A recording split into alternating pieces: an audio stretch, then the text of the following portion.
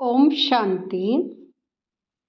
साकार मुरली 18 फरवरी 2025 सुनेंगे ईश्वरीय महावाक्यों को विस्तार से। मीठे बच्चे, तुम्हारी फर्ज अदाई है घर घर में बाप का पैगाम देना। कोई भी हालत में युक्ति रचकर बाप का परिचय हर एक को अवश्य दो। प्रश्न: तुम बच्चों को किस एक बात का शौक रहना चाहिए? उत्तर: जो नई नई पॉइंट्स निकलती है उनको अपने पास नोट करने का शौक रहना चाहिए, क्योंकि इतनी सब पॉइंट्स याद रहना मुश्किल है। नोट्स लेकर फिर कोई को समझाना है, ऐसे भी नहीं कि लिखकर फिर कॉपी पड़ी रहे। जो बच्चे अच्छी रीति समझते हैं उन्हें नोट्स लेने का बहुत शौक रहता है। गीत लाख जमाने वाले। ओम शांति। मीठे मीठे रूहानी बच्चों ने गीत सुना। रूहानी बच्चे यहाँ अक्षर एक बाप ही कह सकते हैं। रूहानी बाप बिगर कभी कोई किसको रूहानी बच्चे कह नहीं सकते। बच्चे जानते हैं सब रूहों का एक ही बाप है। हम सब भाई भाई हैं। गाते भी हैं ब्रदरहुड। फिर भी माया की प्रवेशता ऐसी है जो परमात्मा को सर्वव्यापी कह देते हैं तो फादरहुड हो पड़ता है। रावण राज्य पुरानी दुनिया में ही होता है। नई दुनिया में राम राज्य अथवा ईश्वरीय राज्य कहा जाता है। यह समझने की बातें हैं। दो राज्य जरूर है, ईश्वरीय राज्य और आसुरी राज्य। नई दुनिया और पुरानी दुनिया। नई दुनिया जरूर बाप ही रचते होंगे। इस दुनिया में मनुष्य नई दुनिया और पुरानी दुनिया को भी नहीं समझते हैं, गोया कुछ नहीं जानते हैं। तुम भी कुछ नहीं जानते थे, बेसमझते। नई सुख की दुनिया कौन स्थापन करता है? फिर पुरानी दुनिया में दुख क्यों होता है? स्वर्ग से नरक कैसे बनता है? यहाँ किसको भी पता नहीं है। इन बातों को तो मनुष्य ही जानेंगे ना। देवताओं के चित्र भी है तो जरूर आदि सनातन देवी देवताओं का राज्यता इस समय नहीं है। यहाँ है प्रजा का प्रजा पर राज्य। बाप भारत में ही आते। मनुष्यों को यह पता नहीं है कि शिव बाबा भारत में आकर क्या करते हैं। अपने धर्म को ही भूल गए हैं। तुमको अब परिचय देना है त्रिमूर्ति और शिव बाप का। ब्रह्मा देवता, विष्णु देवता, शंकर देवता कहा जाता है। फिर कहते शिव परमात्माय नमः। तो तुम बच्चों को त्रिमूर्ति शिव का ही परिचय देना है। ऐसी सर्विस करनी है। कोई भी हालत में बाप का परिचय सबको मिले तो बाप से वर्षा ले लेवे। तुम जानते हो हम अभी वर्षा ले रहे हैं और भी बहुतों को वर्षा लेना है। हमारे ऊपर फर्ज अदाई है घर घर में बाप का पैगाम देने की। वास्तव में मैसेंजर एक बाप ही है। बाप अपना परिचय तुमको देते हैं, तुमको फिर औरों को बाप का परिचय देना है, बाप की नॉलेज देनी है। मुख्य है त्रिमूर्ति शिव। इनका ही कोट ऑफ आर्म्स भी बनाया है।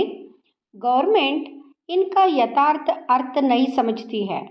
उसमें चक्र भी दिया है, चरके मिसल, और उसमें फिर लिखा है सत्यमेव जयते। इनका अर्थ तो निकलता नहीं। यह तो संस्कृत अक्षर है। अब बाप तो है ही ट्रुथ। वह जो समझाते हैं उससे तुम्हारी विजय होती है सारे विश्व पर। बाप कहते हैं मैं सच कहता हूँ। तुम इस पढ़ाई से सच सच नारायण बन सकते हो। वो लोग क्या क्या अर्थ निकालते हैं वह भी उनसे पूछना चाहिए। बाबा तो अनेक प्रकार से समझाते हैं। जहाँ जहाँ मेला लगता है वहाँ नदियों पर भी जाकर समझाओ। पतित पावन गंगा तो हो नहीं सकती। नदियाँ सागर से निकली है, वहाँ है पानी का सागर, उनसे पानी की नदियाँ निकलती हैं। ज्ञान सागर से ज्ञान की नदियाँ निकलेगी। तुम माताओं में अब ज्ञान है, गौमुख पर जाते हैं, उनके मुख से पानी निकलता है, समझते हैं यह गंगा का जल है। इतने पढ़े लिखे मनुष्य समझते नहीं कि यहाँ गंगा जल कहाँ से निकलेगा। शास्त्रों में है कि बाण मारा और गंगा निकल आई। अब यहाँ तो है ज्ञान की बातें, ऐसे नहीं कि अर्जुन ने बाण मारा और गंगा निकल आई। कितना दूर दूर तीर्थों पर जाते हैं, कहते हैं शंकर की जटाओं से गंगा निकली, जिसमें स्नान करने से मनुष्य से परी बन जाते हैं, मनुष्य से देवता बन जाते हैं। यह भी परिमिसल है ना। अब तुम बच्चों को बाप का ही परिचय देना है, इसलिए बाबा ने यहाँ चित्र बनवाए हैं। त्रिमूर्ति शिव के चित्र में सारी नॉलेज है। सिर्फ उन्हों के त्रिमूर्ति के चित्र में नॉलेज देने वाले शिव का चित्र नहीं है, नॉलेज लेने वाले का चित्र है। अभी तुम त्रिमूर्ति शिव के चित्र पर समझाते हो। ऊपर है नॉलेज देने वाला, ब्रह्मा को उनसे नॉलेज मिलती है जो फिर फैलाते हैं। इसको कहा जाता है ईश्वर के धर्म के स्थापना की मशीनरी।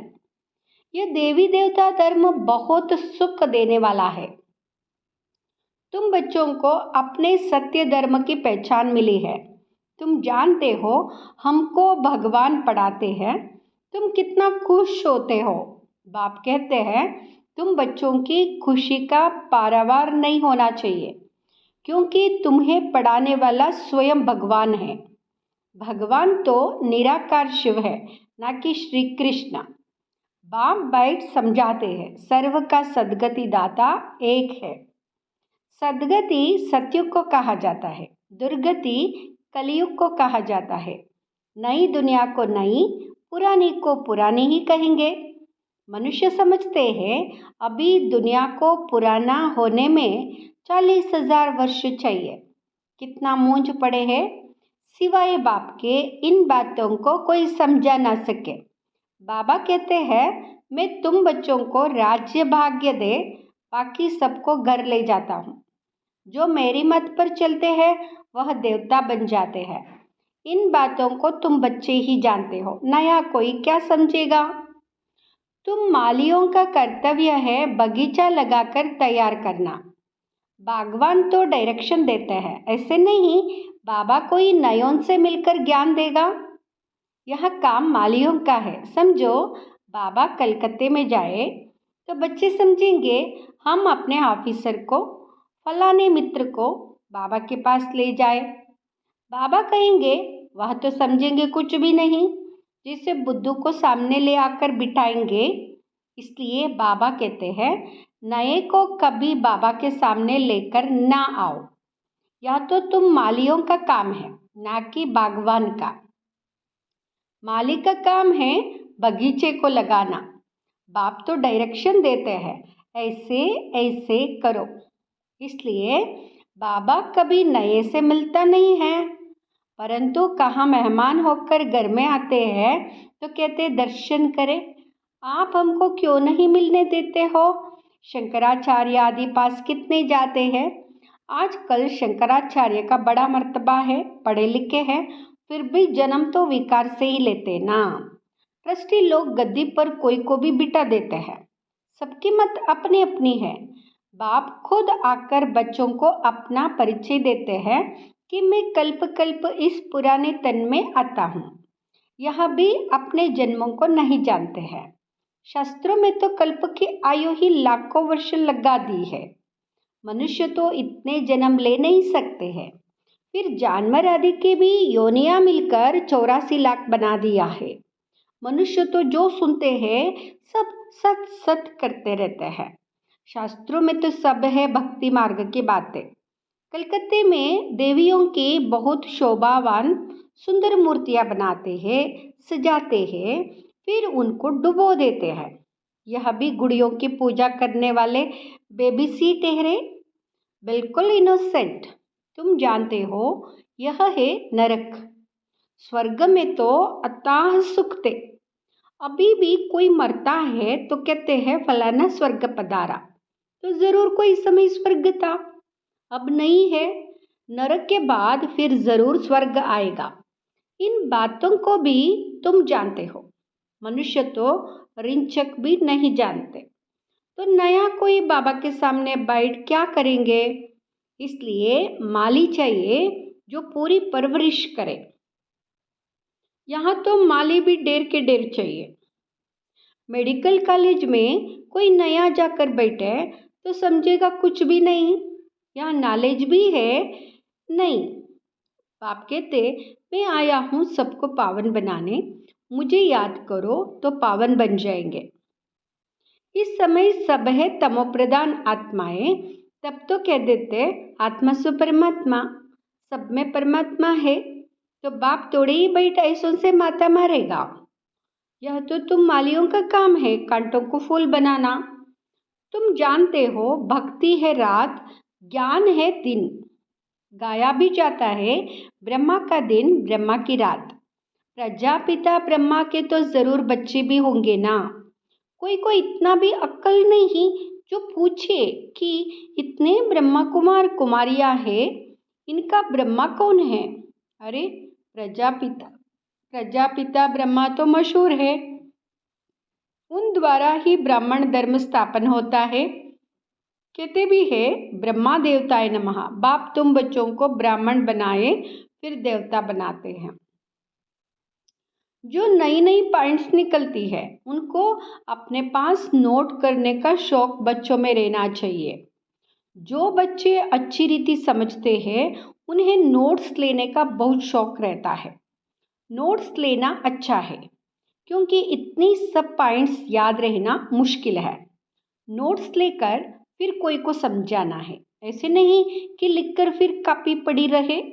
नई नई पॉइंट्स मिलती रहती है तो पुरानी पॉइंट्स की कॉपियाँ पड़ी रहती है। स्कूल में भी पढ़ते जाएंगे, पहले दर्जे वाली किताब पड़ी रहती है। जब तुम समझाते हो तो पिछाड़ी में यह समझाओ कि मन में ना भाओ, बाप को और सृष्टि चक्र को याद करो। मुख्य बात है मामेकम याद करो। इसको ही योग अग्नि कहा जाता है। भगवान है ज्ञान का सागर, मनुष्य है शास्त्रों का सागर। बाप कोई शास्त्र नहीं सुनाते हैं, वह भी शास्त्र सुनाए तो बाकी भगवान और मनुष्य में फर्क क्या रहा। बाप कहते हैं इन भक्ति मार्ग के शास्त्रों का सार मैं तुमको समझाता हूँ। वह मुरली बजाने वाले सर्प को पकड़ते हैं तो उसके दांत निकाल देते हैं। बाप भी विष पिलाना तुमसे छुड़ा देता है, इसी विष से ही मनुष्य पतित बने हैं। बाप कहते हैं इनको छोड़ो, फिर भी छोड़ते नहीं हैं। बाप गोरा बनाते हैं फिर भी गिरकर काला मुंह कर देते हैं। बाप आए हैं तुम बच्चों को ज्ञानचिता पर बिठाने। ज्ञानचिता पर बैठने से तुम विश्व के मालिक जगतजीत बन जाते हो। अच्छा, मीठे मीठे सिकिलते बच्चों प्रति माता पिता बाप दादा का याद प्यार और गुड मॉर्निंग। रूहानी बाप की रूहानी बच्चों को नमस्ते। हम रूहानी बच्चों की रूहानी माता पिता बाप दादा को याद प्यार, गुड मॉर्निंग, नमस्ते, शुक्रिया बाबा। धारणा के लिए मुख्य सार। फर्स्ट, सदा खुशी रहे कि हम सत्य धर्म की स्थापना के निमित्त है। स्वयं भगवान हमें पढ़ाते हैं हमारा देवी देवता धर्म बहुत सुख देने वाला है। दूसरा, माली बन कांटों को फूल बनाने की सेवा करनी है। पूरी परवरिश कर फिर बाप के सामने लाना है, मेहनत करनी है। वरदान, पुरानी देह और दुनिया को भूलने वाले बाप दादा के दिल तक नशीन भाव। पुरानी देह और दुनिया को भूलने वाले बाप दादा के दिल तक नशीन भाव। संगम युगी श्रेष्ठ आत्माओं का स्थान है ही बाप दादा का दिल तख्त। ऐसा तख्त सारे कल्प में नहीं मिल सकता। विश्व के राज्य का व स्टेट के राज्य का तख्त तो मिलता रहेगा, लेकिन यह तख्त नहीं मिलेगा। यह इतना विशाल तख्त है जो चलो फिरो खाओ सोओ लेकिन सदा तख्त नशीन रह सकते हो। जो बच्चे सदा बाप दादा के दिल तक नशीन रहते हैं वे इस पुरानी देह व देह की दुनिया से विस्मृत रहते, इसे देखते हुए भी नहीं देखते। स्लोगन: हद के नाम मान शान के पीछे दौड़ लगाना, अर्थात परछाई के पीछे पड़ना। ओम शांति।